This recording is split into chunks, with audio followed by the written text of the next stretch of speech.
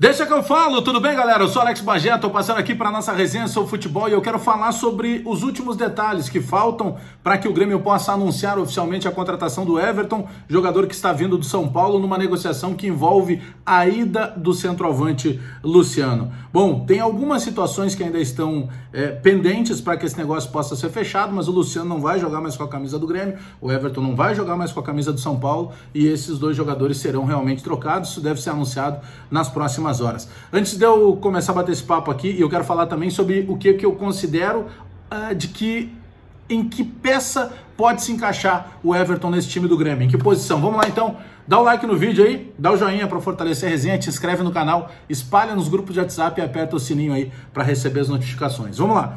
O Luciano tem 27 anos, o Everton tem 31.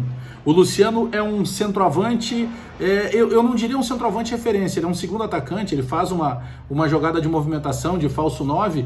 O Everton também é um segundo atacante, mas o Everton é um jogador que vem mais de trás e o Everton joga mais pelos lados do campo. Os dois são canhotos. Bom, o que está pegando nesse momento para que a negociação seja concretizada? Em primeiro lugar, o Everton já está acertado com o Grêmio. Questão de salário, questão de bônus, contrato de produtividade, vai ter também contrato de produtividade com o Everton. Afinal de contas, vocês lembram que aqui no canal tem chamado muito a atenção que o Everton de 2016 para cá, ele teve pelo menos 13 lesões. Aí você tem lesão de articulação no joelho, você tem lesão muscular. É um jogador de muita qualidade técnica, é um jogador que eu gosto muito, ele pode atuar tanto pelo lado esquerdo, que é a perna preferencial, quanto pelo lado direito.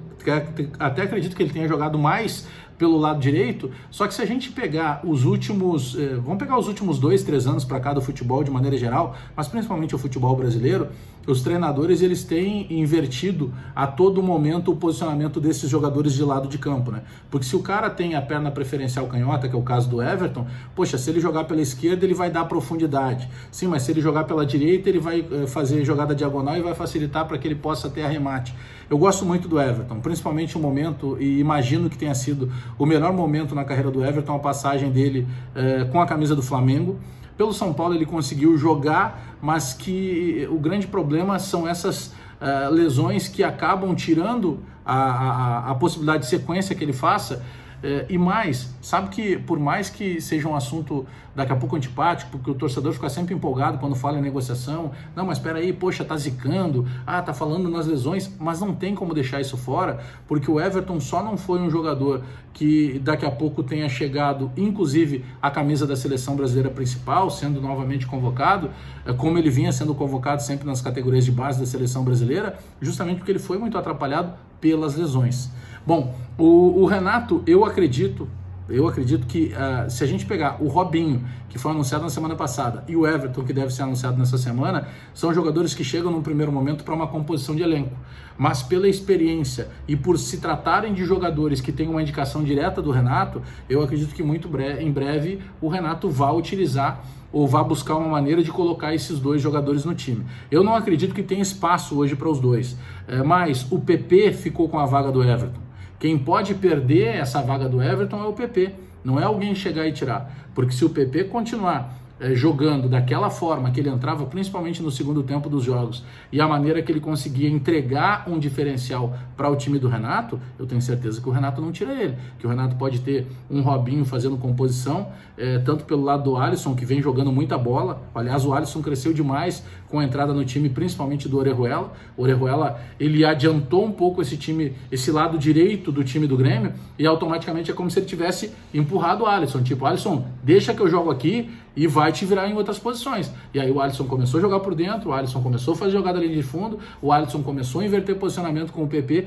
e naturalmente cresceu. Então, Everton e Robinho são jogadores de lado de campo. Eu não vejo só o Robinho sendo a mesma posição, por exemplo, do Alisson. Eu até acredito que a posição possa ser, a função dele é diferente.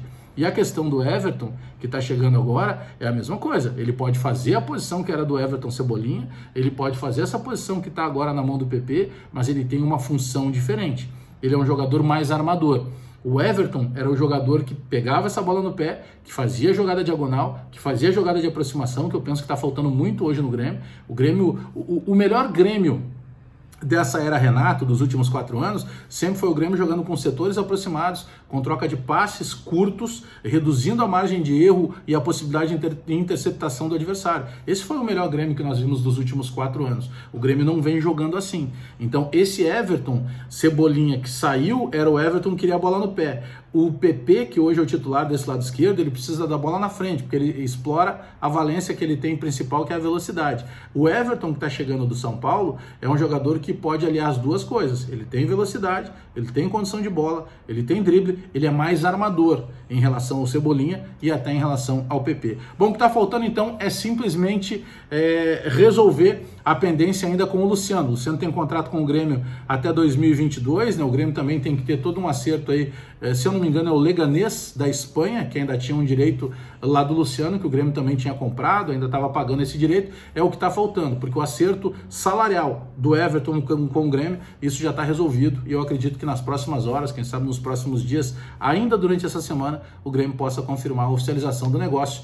Everton saindo do São Paulo, chegando para o Grêmio, Luciano saindo do Grêmio, indo para o São Paulo. Tá bom, galera? Dá o like no vídeo, dá o joinha pra gente fortalecer a resenha aí, te inscreve no canal, espalha nos grupos de WhatsApp e aperta o sininho aí para receber as notificações pra gente continuar fortalecendo a nossa resenha, tá bom?